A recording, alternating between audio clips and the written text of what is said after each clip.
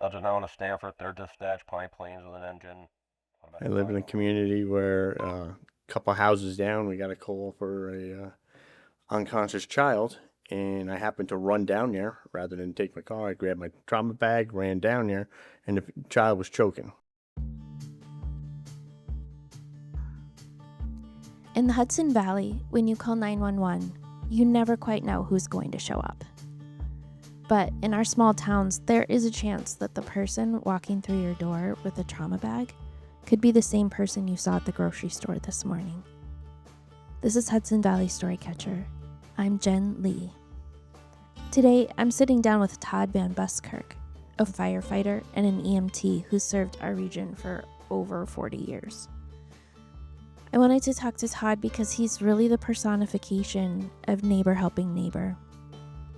He's a man who spent his life rushing toward painful or chaotic situations, not just for a paycheck or a plaque, but for the self-satisfaction of making a difference in the lives of others. Whether you've lived here your whole life or you just moved to the valley, Todd's story is going to change the way you look at the firehouse near you. Thanks so much for talking to us. You're welcome. What else should we know about you, Todd? Well, I'm actually fourth generation firefighter. I've been an EMT for approximately 40 years.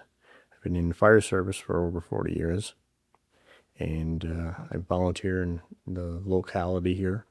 And I'm also a paid EMT and an EMS supervisor with a volunteer fire department and a paid EMS down in the town of Clinton. Could you start by explaining to us a little bit about what emergency services look like in this part of the Hudson Valley and how they might differ from other parts, either north or south, or people who are more in larger towns or more rural areas?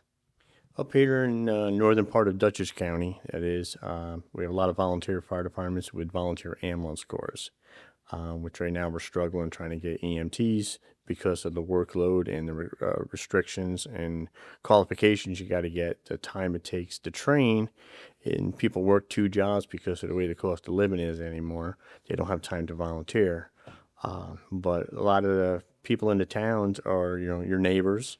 Everybody in the volunteer service, which is one of the best services in the world, is in volunteer service. Everybody has an expertise in something, whether it's plumbing, carpentry, or electrical, foundations, works on cars. Everybody comes from their day jobs and comes when the call goes out. So you have a little bit of expertise on everybody in a community. So, when a call goes out, your neighbors are the ones that are actually responding to it. And sometimes, we show up to calls and they're like, "Oh, I didn't know you were a fireman or you're an EMS worker. I see you all the time in the store." So, or in the town. And then when the call goes out, they're like, and it's at their house, they're shocked to know that their neighbor actually is part of it. That's kind of an amazing feeling, though. I think to be surprised to realize, oh, the person who lives next door to you could show up and save your life. It's happened before. I live in a community where a couple houses down, we got a call for a unconscious child, and I happened to run down there rather than take my car. I grabbed my trauma bag, ran down there, and the child was choking. So I was able to get the child going again and breathing. And they're like, had I known that, I would have ran up to your house. I said, but sometimes I'm not home because I'm working, but you always call 911, and like I said, you never know who you're going to get. So when you talk about people being at their other jobs when the call goes out, what does that look like for people who have to kind of interrupt what they're doing in another place? Most of the time, bosses are usually lenient and let you, take off to a major incident. The smaller stuff they probably won't be able to leave for, but the major ones they do. It's how, the community helps itself. Is, most of the time people leave their day jobs, or, a lot of times the people that are self-employed are able to go any time of the day. But the ones that are doing a 9-to-5 job or whatever, they're able to leave to go to some bigger stuff. They won't get paid to leave because obviously they're volunteer, but they won't get paid at their job sometimes. And they just go back after they get done with the call and continue work like nothing happened. There's two things I'm thinking about while we're while you're explaining this. The first thing is, I think there's a certain kind of person that it takes to be able to do this job. Like, I imagine there's a certain way you have to be able to tolerate adrenaline and still think clearly. Was there a time when you realized that the way you're built, the way you are, that you're capable of responding in crisis like this? Well, being brought up in a firefighting family, I learned from a young age, I learned how to walk around the side of a fire truck. So being into that, I knew it was in the blood to begin with. But there was, when I was like 12 or 13 years old, we had an incident where a neighbor's kid flipped a bicycle. And I just immediately, without thinking, just started helping. And I knew at that point, it's in my blood. And now I'm addicted because here I'm helping people, and then I have compassion, and I just love helping people. I just love, I don't want to see anybody hurt. I don't want to see anybody's houses burned down. I don't want to see any of that stuff. But when it does happen, I want to be the one on the front line, trying to mitigate the circumstances, trying to control the scene, trying to make it better. So can you tell me, when you say like you felt addicted to it, I'm curious, what was it in that moment where you were like, oh, I got a taste of something and I want to put myself in a place where I can have that experience again? It's an adrenaline rush, and to be there and just see the reaction on people's faces when you help them, and you're not out there, for the praise or the trophies or the plaques or whatever. And it's just something, it's self-satisfaction that I've made a difference in this world. And it's something that you don't take for granted. And in the EMS side of it, you see a lot of life and death, and you want to make a difference. You want to try to save as many people as you can. But as time goes on, you realize that you can't save them all, but at least you were there trying. It's just that type of self-satisfaction that I try to do the best thing, try to be a good human, and just help my neighbors. That makes sense. And that brings me to the second thing I was thinking about, because it seems like you need two things to be able to do this. You need to know that something in you is capable. But then the second thing is like motivation and what drives you to do that. And when you're looking for more volunteers, how do you put out the call? And what is it that you think motivates other people to volunteer for doing this work as well? Hopefully everybody, will help their neighbor. Unfortunately, the way the hustle and bustle's gotten in this world is nobody has time for anything, and people moving into certain areas don't know how to approach to volunteer. And they see it and they say, well, maybe I'll try it, maybe I don't. There's always a job in the fire service to do. Whether it's fire police, firefighter, or EMS, there's always a job to do. Support squad, which supports the firefighters when we're out on a call. They're bringing refreshments and stuff to us. No job in fire service is too small. Every job is important. So no one is more important than the other. And then just basically, we used to do on Monday nights, used to be called quick call night, is every Monday night they would put the sirens off to make sure the tones, do the tone test.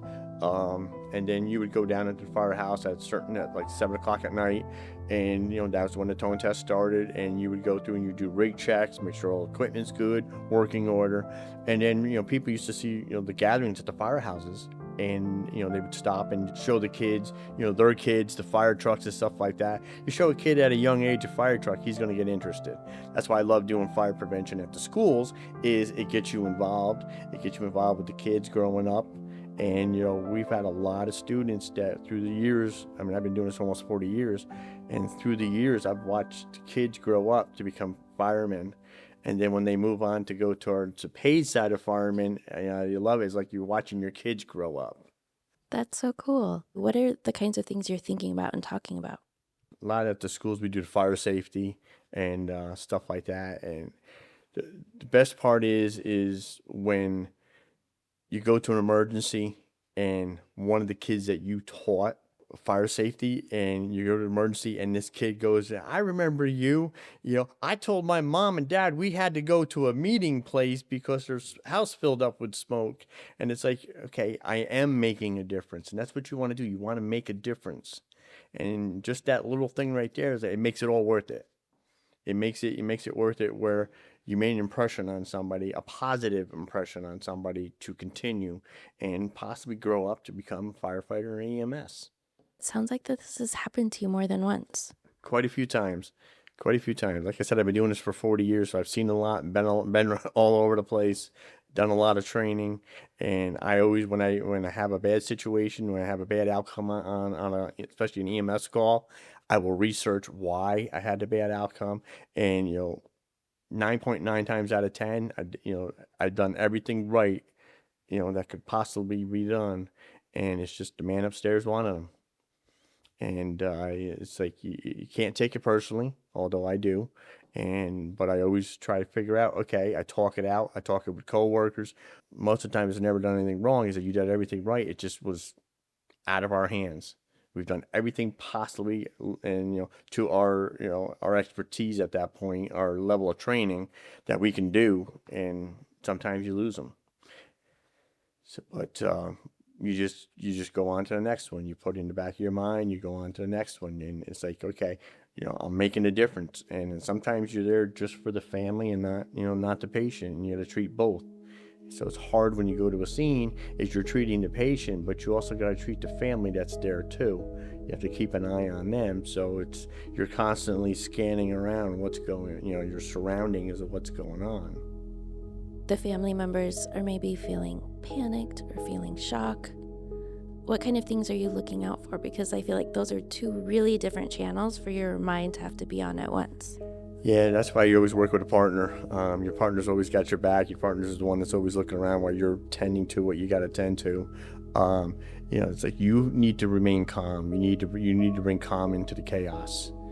And it's you as the EMT or firefighter or chief, lieutenant captains, whatever. You guys are the ones that have to control the scene. Because if you go in there, not paying attention to everything, somebody's going to get hurt or worse. But, as a volunteer, it's like you got the community members. Everybody looks out for each other. So on the volunteer side, which is great, you have multiple people there at the same time that can deal with the different things going on. That on a volunteer side, you have backup versus the commercial side. That's really interesting to think about, working with partners and with a team, and I'm imagining you get a lot of different people in a volunteer group. Are there characteristics you've noticed over the years that are like good qualities for someone to have? Like if someone were listening and were like, do I have what it takes to be a volunteer? You really never know until you try it.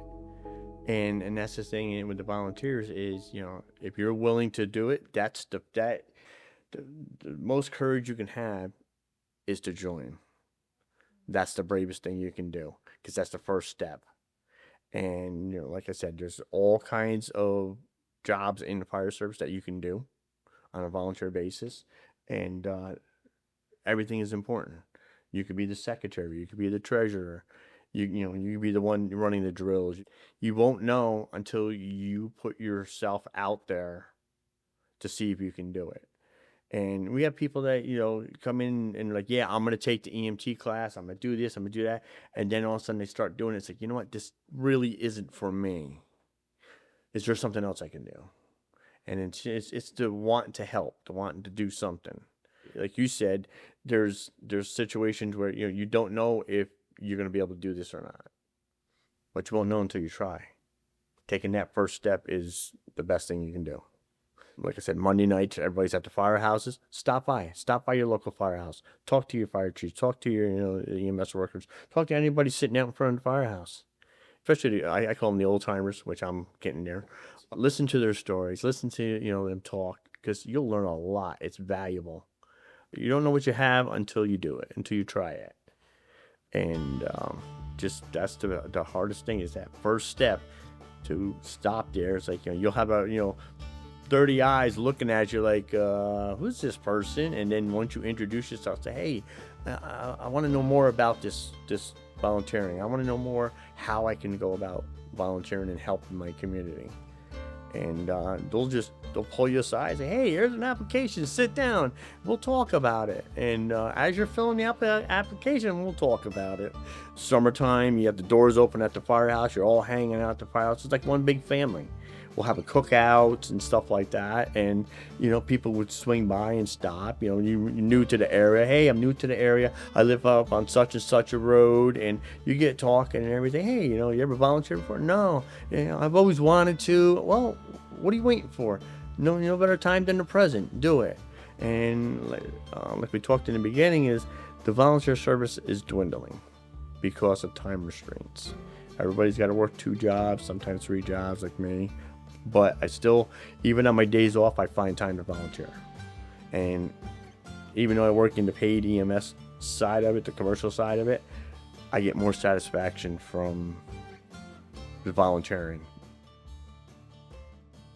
It sounds like this work has really connected you to the community, both the community of people doing the work around you, and then also the people that you're serving. Have you always had that in your life? Has that always been a built-in part since you've done this so long? I think so. Like I said, growing up around the firehouse, growing up in the community. And my dad was always, he was in construction and farming, and we would always help the neighbors out. It's like you go past, you see your neighbors. Like I do lawn mowing too, and I have a landscape business. I went to a call at this house, and the guy's lawn is high, and I realized, okay, he's been sick for a while, so I'll go over there and I'll just mow his lawn, not look for anything in return, just mow his lawn to be friendly, and that's what neighbors are supposed to do. And so it's just, I've had it my whole life. And unfortunately, my dad got hurt at I was young. I was only 16 at the time, 15, 16 years old at the time. My dad got injured in a farm accident, so I was actually the first one there to provide medical training at 16. So that kind of shaped my mind to want to be better at what I do. So I just keep advancing training as you go. Try to be the best you can be for the most positive outcome on a call that can happen on the EMS side. Same thing with firefighting. You start off as a exterior firefighter who fights fire from the outside, then you go interior, again more training, and then from interior you work on becoming a lieutenant, a captain, and then eventually a chief. I think the captain role in the fire service, I think, is the best role, because you can still go interior and you still have the authority to direct others what to do. And that's my thing. I love being a captain, so I can still go inside. The story you shared about your father, that brought me to another question, which is in addition to that, have you had other opportunities in your life where you got to be on the receiving end of this kind of kindness, response, service that you're providing to others? Yeah, during that time, I became really good friends with some of the EMS workers that were in a neighboring town because of where he was. We became friends. And the one woman who basically kept me under control, because I was losing it, because I'm 16 years old, seeing that happen, it's it's devastating. And so we end up eventually working on a squad together, and we've remained friends to this day. There's a lot of calls you go to, you become friends with the patient, with the families, and you just, you check on them now and then, and then you see them, hey, how you doing? And it's that's what brings in the community together. Neighbor helping neighbor. So it's something that, I've seen, and then seeing people come and, help my family out, and just seeing how they conducted themselves, and it's one day I'm going to be like that, and hopefully that's today. That feeling of connection to neighbors, I think that's the thing that a lot of people long for and wish for, and they may not know how to get it. But one thing I'm hearing you saying is that the part of it is to put yourself out there, to be someone who shows up.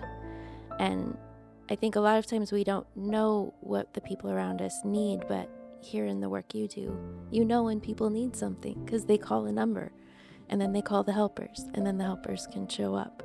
So that sounds like it's really been that connecting piece for you. Yeah, it's opened a lot of doors for me. Like you don't go there to look for a job or look for anything else. You just go there to help these people, and they remember you. And if you make a good impression on them, they're gonna remember you. And they'll be talking to their neighbors. Hey, you need something done? So and so does this. Because you get a rapport with them. You start telling them about your life, and you start telling them about what you do for a living. Like I said, volunteer service has the carpentry, the plumbers, the excavation work, the electricians. It's got a variety of people. So it's like they remember that, and they'll pass your name on to so and so, who might need something done in their house, or might need their roof done. So yeah, they were talking about this one doing a roofing, and it's like, well, where'd they'll overhear you talking to somebody else. So yeah, I was on the roof. I had to climb off the ladder to come to the call, and then they're like, well, why you're on the roof? So I'm a roofer, and so it in the community it spreads. Yeah, it sounds like community at its best, really. Exactly. It used to be that Joe Schmo down the road was he's having a problem with his barn falling down or the roof leaking, and everybody's, hey, well, you buy the material, we'll come over on a weekend, and we'll bang it out for you. I still have that mentality where I'll come and help you out. I don't care. I'm not looking for anything in return. It's just the way I am, and I just wish more people would be like that. And unfortunately, the way the world's been going lately is that everybody's for themselves. That's why we can't get the volunteers the way we used to get the volunteers. There's some constraints there, both in like the mentality or in also like the financial circumstances, like you mentioned earlier. I'm also thinking often when upsetting, difficult things happen, I'm thinking about the workers on the scene and how, in addition to the patient and the family, they also have this experience kind of imprinted on them, for better or for worse. And you talked about how after a difficult call, the way you process with your community's colleagues, is that something you've learned how to deal with? Yeah, we lean on each other, and it's funny you say it like that. There's a organization, Perfectly Broken. It's responders helping responders. Brian Knapp, who's the chief of the Rhinebeck Fire Department, he started this program, and it's ballooned. People struggling with coal, struggling. I mean, it's like war. You have PTSD. We have it too. There's sights and stuff that we see that we can't get out of our heads, and you have little triggers that will trigger it. And by talking it out and talking with people, it helps us be able to cope with it. Like the situation with my dad, with his arm getting amputated from the farm accident. I went to a call last year that it was almost the same similar incident, and I looked down and I actually saw my dad's image at first, and then I like shook it off and then continued on working. So it's like little triggers like that. And then after I got done, I called, we have a group of people that's with Perfectly Broken, that, different people that we would call and talk to, and then we would talk it out, and it helped you cope.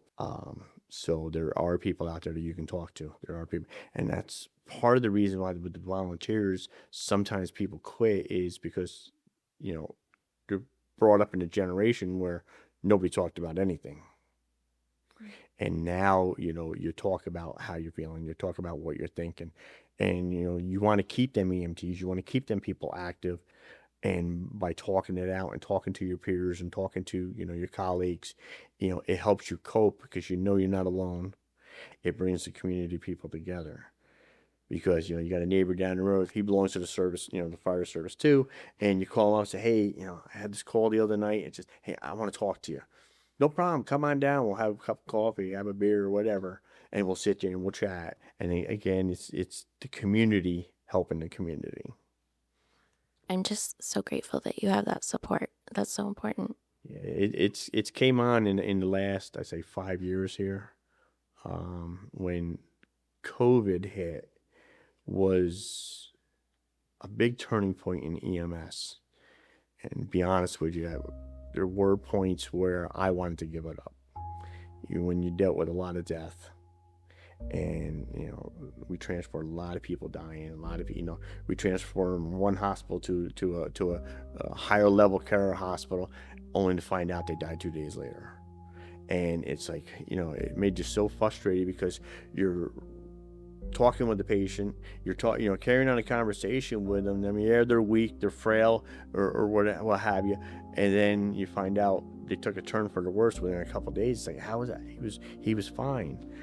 So COVID, caused us to lose a lot of EMS workers because they got to a point where they couldn't handle it anymore, and that's part of when Perfectly Broken got developed in the northern part of the county here, by Brian Knapp, because he saw the writing and saying, hey, we can't keep losing people, we can't keep losing good people. And so as we try to build our ranks again, we're slowly but surely building them. And like we said before, stop by a firehouse, join. You don't know what you can do until you try it. But it puts less stress on the older responders, going, okay, I have somebody new that, all right, I'm going to mentor, I'm going to, help them along, and we're going to guide them and, protect them. And, one day, hopefully they can carry that on. It's like paying it forward. And that's the way, I look at it too, is, I try to pay it forward. Is there anything that I haven't asked you about that you want us to know? Volunteer service is the greatest service in the world. And it's as I say, it's, the heart of a volunteer is the strongest, and you can't break a heart of a volunteer.